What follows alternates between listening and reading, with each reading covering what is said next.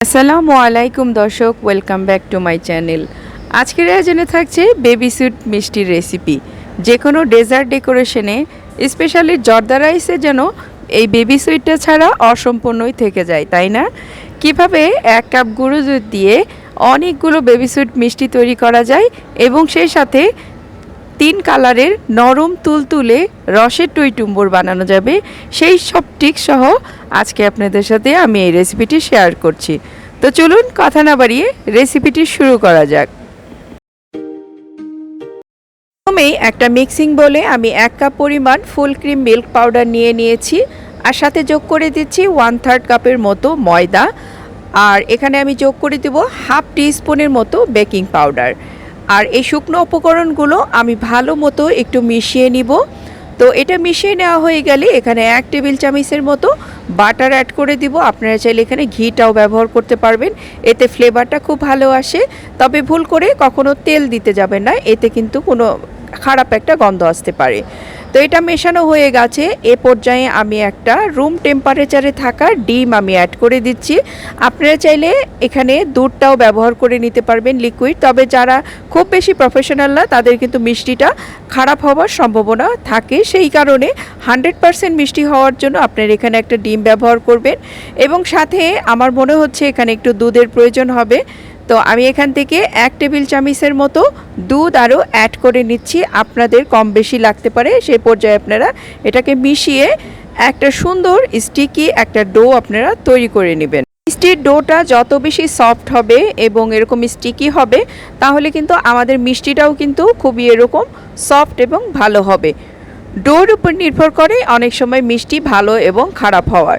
তো আমি এটাকে এভাবে মেখে এটাকে ঢাকনা দিয়ে ঢেকে রাখবো 10 মিনিটের জন্য, এবং 10 মিনিট পরে আমি এটার শেপটাকে দিয়ে নিব। তো 10 মিনিট হয়ে গেছে, মিষ্টির শেপগুলো দিয়ে নিব। একদম ছোট ছোট করে আমাদেরকে লেচি কেটে নিতে হবে, আর হাতের তালুর মাধ্যমে এভাবে সুন্দর করে মসৃণ করে বলগুলো তৈরি করে নিতে হবে। আর খেয়াল রাখতে হবে যেন এই বলগুলোর ভিতর কোনো ফাটল না থাকে, তাহলে কিন্তু সেখান থেকে ফেটে যাবে ভাজার সময়। তো খেয়াল করে আমি সবগুলো এই মিষ্টি শেপগুলো দিয়ে নিয়েছি। অন্য পাশে আমি একটা ফ্রাই প্যানের ভিতরে পর্যাপ্ত পরিমাণ তেল নিয়ে নিচ্ছি। এটা দেখুন আমার হাতে সহ্য হয় এরকম একটা টেম্পারেচারে আমার মিষ্টিগুলো ভেজে নিতে হবে। আর এটা খুবই গুরুত্বপূর্ণ একটা ভালো মিষ্টি হওয়ার জন্য। অবশ্যই তেলের তাপমাত্রাটা আপনার এরকম মৃদু আঁচে রাখবেন এবং পর্যায়ক্রমে এটাকে আমাকে ভেজে নিতে হবে। তো এটা দেখুন আমার 5 মিনিট পরে কিন্তু সুন্দর মতো ফুলে উঠেছে। আর এই সময় আমি এখান থেকে কিছু বল উঠিয়ে রাখছি, যেটা কিনা সাদা কালার হবে।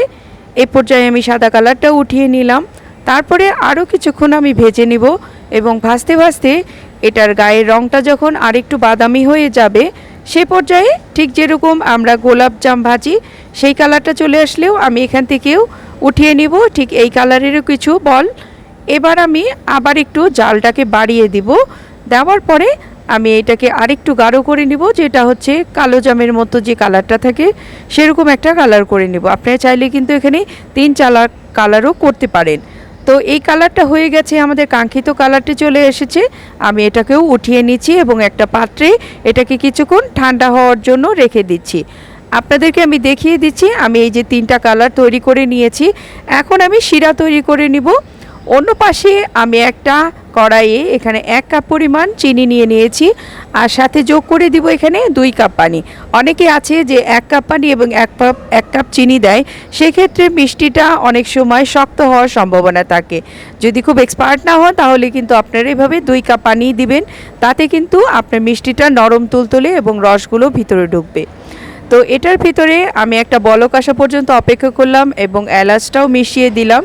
দেওয়ার পরে মিষ্টিগুলো আমি এখানে দিয়ে ভালো করে নেড়ে দিচ্ছি, কারণ এখন আমি এটাকে 10 মিনিট একদম লো মিডিয়াম আছে এটাকে আমি সিদ্ধ করে নেব। আর কোনো ফুটো থাকলে হাঁড়ি সেটাও কিন্তু আমি বন্ধ করে দিব। তো এটাকে আমি কুক করে নিচ্ছি 10 মিনিট। ফিরে এলাম 10 মিনিট পরে। এই যে দেখুন আমার জালটা কিন্তু আমি নিভিয়ে দিয়েছি, কিন্তু তারপরেও কিন্তু এটার ভিতরে বুদবুদি ক্রিয়েট হচ্ছে। তো আমার মিষ্টিগুলো দেখুন ডাবল হয়ে গেছে এবং অলরেডি কিন্তু অনেকটা শিরা এই মিষ্টির ভিতরে ঢুকে গেছে। তো এভাবে আমি আরও আধা ঘন্টা এটাকে ঢাকনা দিয়ে ঢেকে রাখবো। আধা ঘন্টা পরে কিন্তু মিষ্টি শিরা সব খেয়ে নেবে। এই যে দেখুন আমার আধা ঘন্টা পরে কিন্তু একটু শিরা অবশিষ্ট নেই, তার মানে এই শিরাগুলো সব খেয়ে নিয়েছে। এই যে দেখুন আমি একটু খুলে দেখাচ্ছি কতটা সফট এবং জুসি হয়েছে, এগুলো একদম রসে টইটুম্বুর ইয়ামি হয়েছে। আশা করি আমার আজকে এই বেবি সুইটের মিষ্টিটি আপনাদের অনেক ভালো লেগেছে এবং আপনাদের অনেক উপকারে আসছে। তো যদি ভালো লাগে অবশ্যই আমার ভিডিওতে একটি লাইক করবেন এবং আমার চ্যানেলে যারা নতুন বন্ধু তারা অবশ্যই আমার চ্যানেলটিকে সাবস্ক্রাইব করে আমার পাশেই থাকবেন। তো দেখা হচ্ছে নেক্সট ভিডিওতে, সে পর্যন্ত আল্লাহ আমাদের সবাইকে ভালো রাখুন। আল্লাহ হাফিজ।